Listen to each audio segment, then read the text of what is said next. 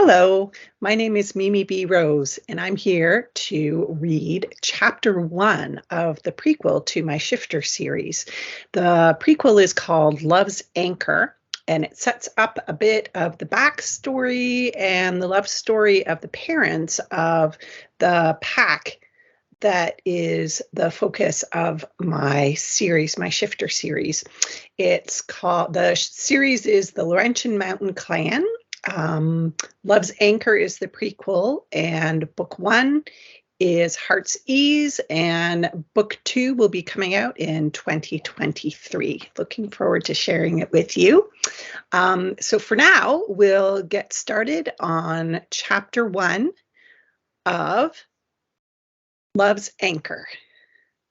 And it's set in the Laurentian Mountains of Quebec in 1988. Mirabelle Beauchamp knelt by her husband's grave in the small cemetery. The wind whisked the crisp autumn leaves in small eddies around her. She looked up, listening, and tensed for flight. Did I just hear a howl in the woods? It didn't sound like the local Shifter clan, probably a pack passing through the mountains on their way to their winter residence. Nothing to worry about. She looked back at the gravestone and traced Jacques' name on the marker. 3 years, she whispered. Why did it end this way? She wiped the tears from her cheeks and pulled her long coat around her middle. Her friends in Montreal didn't understand. They thought she should have buried her husband in the city, but her best memories of her husband came from this village in northern Quebec. Their walks through the little streets, the dances at the parish hall, the times before things got bad. She rested her head on Jacques' gravestone, her shoulder-length brown bob falling over her face, shutting her off from the world. I'm trying to move on, but I can't, she whispered. Damn you. There was still a giant hole in her chest where her heart used to be. She wondered how it wasn't visible from the outside. The little town was her refuge these days. The villagers made a point to check in on her. Pushing herself to become involved in the community eased the grief and anger a little. I've been trying to keep busy, but it's not working. I'm spinning around with nothing to hang on to. A rustling noise came from behind her. Was it Madame Lafitte or Monsieur Blais? They often visited their loved ones in the little cemetery. Mirabelle looked around. Nothing but the old-fashioned iron fence and worn-down gravestones. A crumbling gray statue of an angel surveyed the scene in the middle of the graveyard. It must be a squirrel or a hare. She roused herself and stood. Time to get back to the real world, Jay. After giving one last pat to her husband's gravestone, she walked through the path to the entrance. At the cemetery gate, she heard a noise to the right. A tall man in a dark gray overcoat rushed towards her, looking behind him. He was nearly on top of her when he turned his head. Piercing gray eyes met her gaze. He raised his hands. She reached out to stop him from crashing into her, but it was too late. Their fingers met. She fell down a hole or into a dream. Mirabelle landed in the dark. Grass and earth below, stars and trees above. In a clearing, people sang and danced in the firelight. Smoke and pine wafted to her nose. A large muscular arm reached down, grasped her hand, and pulled her up from the ground. 2 hands reached around her and held her close to a sculpted body. She stared up into the dark eyes of a man she'd never seen before, but those eyes were familiar. Tall, broad shoulders, dark gray overcoat. No, not coat, furs. Long, dark hair was pulled into rough braids that begged to be stroked. Gray eyes, high cheekbones, kissable lips. He almost glowed in the bonfire light. He was hers, wasn't he? She looked down and touched her linen smock, noting a dark wool shawl draped over her shoulders. Slippers hugged her feet, connecting her to the earth. He pulled her into the circle, the other couples whirling around them. They stood still for a moment. Warmth and strength emanated from him, enveloping her. He leaned in to place his lips by her neck, his nose tickling her ear. She breathed him in. Pine forests and earth, fur and leather and smoke. The gorgeous man stepped back and grinned. He whirled her around faster and faster. They laughed together. She was dizzy and smiling and falling.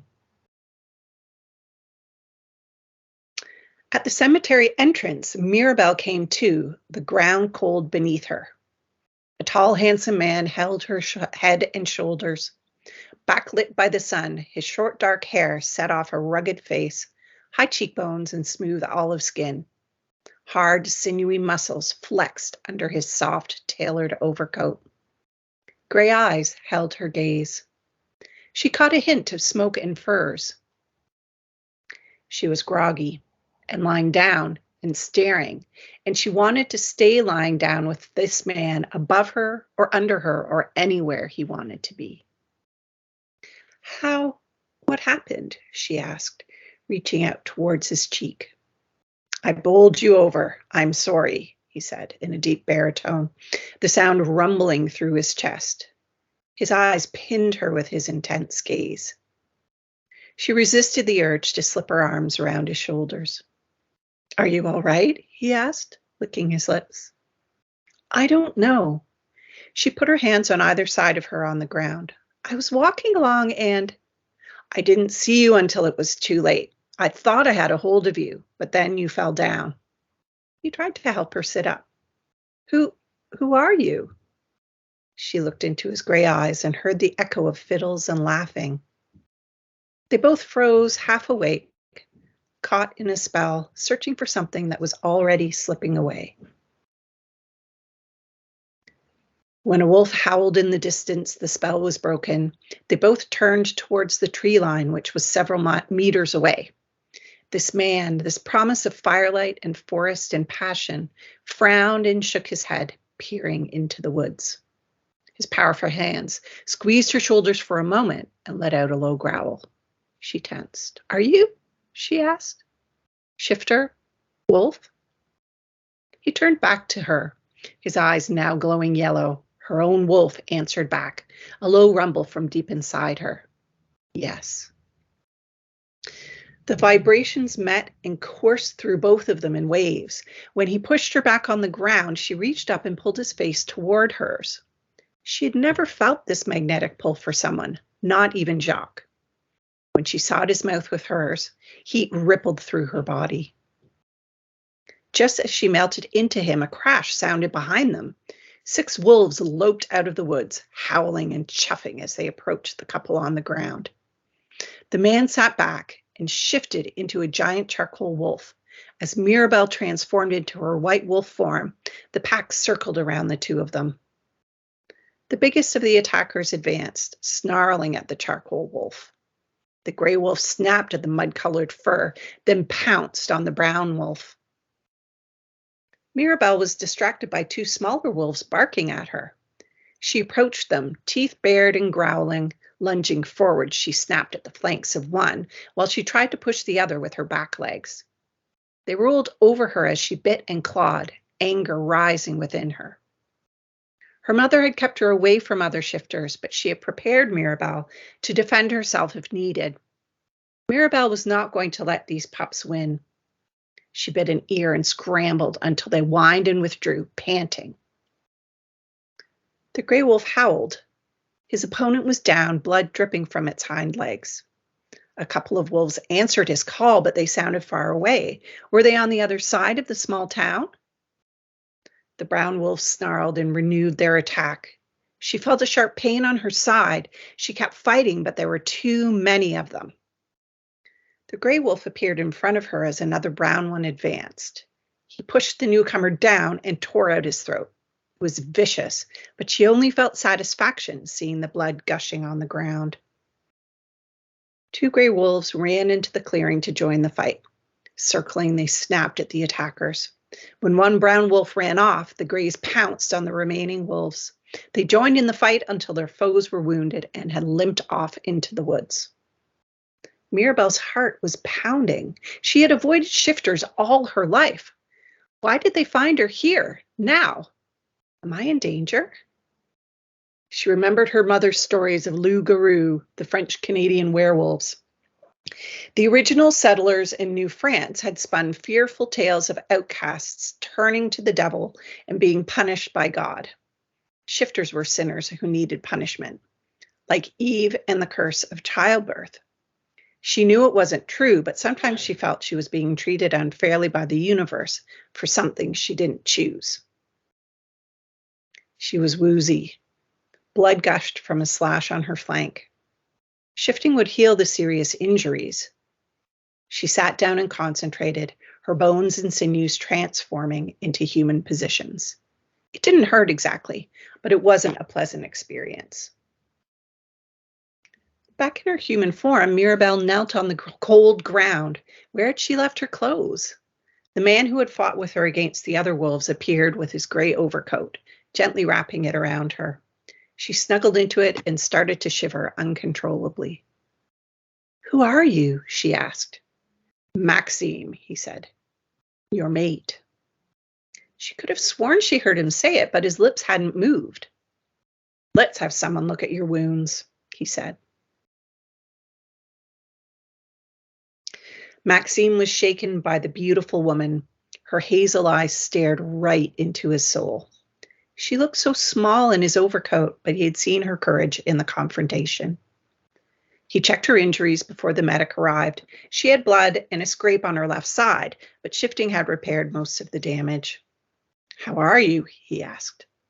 Her flowery scent was making his wolf stand at attention. "I'm fine, just a little tired. I haven't fought like that in a long time." Her shoulders drooped, and she rested her head on his chest. Her silky hair tickled his bare arm. The medic handed him some clothes and leaned down to inspect the woman. Maxime's pulse raced as he fought the urge to pull the man away from her as he quickly dressed. "Calm down." "Is she in shock?" Maxime asked the medic, trying to concentrate on something other than her gorgeous olive skin and soft hair. The medic nodded. "She shouldn't be alone." "Good." Maxime turned to the woman. "Do you live near here?" She nodded. "On the lake." "By yourself?" "Say yes." She nodded again, those eyes staring into him. His heart swelled. "She's mine," his wolf said. "I'm going to take you to my grandmother's house just until you're able to go home," Max said. "I'm fine," she protested, trying to stand up. She wobbled, and Max caught her. The medic intervened. "I don't advise it, Miss Mirabelle. I don't need any help." Still, she clung to his arm. Maxime's pulse raced. "Please, you were attacked in my territory, in my grandmother's village. It is my duty to look after you." That wasn't exactly how he meant to put it, but he meant every word. "What is going on with me?" "I can release you to Mr. Ducharme's care, but I can't authorize you to go home by yourself," the medic said. "Wait, your last name is Ducharme?" she asked. Maxime nodded, raising his eyebrows. "Do you know Marie Ducharme?" "That's my mama," he said, a smile breaking across his face. "Do you know her?" "Yes," she replied. "She's at the house with my grandmama." "Good, that makes it easier." "Okay, I'll come with you," she said, "but only for a few hours, then I want to go home." He nodded, relief coursing through him. The medic called over his partner, and they bundled her into the emergency vehicle. Maxime hurried to his car and followed the emergency vehicle back to his grandmother's house. He could leave the rest of the security team at the scene to clean up. On the short drive, Maxime thought about what had happened when he touched the enticing woman. It was like he knew her somehow. He had glimpsed strange images of her laughing with him, kissing him, but they were disjointed and didn't make any sense. They weren't memories, yet they still felt like they had happened to him. Soon enough, they pulled into the drive of his grandmother's house at the edge of the village. He was always reminded of Hansel and Gretel when he saw her house, even though she was the furthest thing from an evil witch. There were always cookies and sweets at her table, a cozy fire at the hearth, and a smile on her lips. He had loved all the old fairy tales when he was a child. He followed the medics as they helped the young woman into the house. He directed them to take her upstairs to the blue bedroom. It was a large country house with lots of space for times when the extended family visited. Grandmama always kept a couple of rooms ready for surprise guests. Grand-maman, c'est moi, Maxime. Where are you? He found his grandmother in the living room, sitting in her lazy boy, listening to the radio and knitting. Despite her failing eyesight, she could still knit better than anyone in the family. He enjoyed winding the skeins into balls for her. It was a soothing pastime while they talked or watched television. He kissed her on the forehead and continued through the house. He found his mother in the den, looking through the payroll for the family business. Although they had expanded to 3 ski lodges, and Maxime's father had told his mother several times they could afford to hire a bookkeeper, she still liked to do the books. When Maxime explained what had happened, she came to help with the woman. "Oh, that's the widow Beauchamp," she said as they walked up the stairs. "I told you about her." "Your widow friend who helps out with the bookkeeping sometimes?" Marie nodded. "She used to be an accountant before she moved to Lake Saint Patrice. I thought the widow Beauchamp was a lot older and not so pretty." "The village is not just seniors, Cher. There are some people under the age of 60, Marie chuckled. They entered the blue bedroom and Marie hurried to embrace the woman sitting on the bed. "This is Mirabelle. She lives in a cabin owned by her late husband's family. Mirabelle, this is my son, Max." Max brought his gaze to her smiling face, searching for something. His wolf snuffled. "Not now." Maxime pushed him down. He couldn't think about this here, even if her tan skin looked good enough to eat. His wolf smacked his lips. "Easy, boy," Maxime soothed. "Are you all right?" Marie asked, helping the woman to lie down and folding a quilt around her. "Yes, thanks to your son." She held her own, but there were 6 wolves against the 2 of us. He had been amazed by her strength. She was a fighter, just like he had imagined his mate would be. Marie clucked over her charge. "Poor dear, you rest here. When you're feeling better, I'll have Maxime take you home." She passed a hand over Mirabelle's eyes and the woman fell asleep. "What happened?" Marie asked her son. "Rogue pack making trouble. Looked like the Trois-Rivières clan. Rudolph is too ambitious. He still hasn't forgiven your father for winning the border dispute." Maxime considered this information. "We're pretty far from their territory here. What are they up to?" "Spying for their alpha? Causing trouble? Keep an eye out and tell the patrols to take extra care." Marie fussed a little more with the pillows, then sighed. "I think she's set. We can check on her in an hour and see how she's doing." "I think I'll stay if you don't mind," Max said, running his hand through his hair.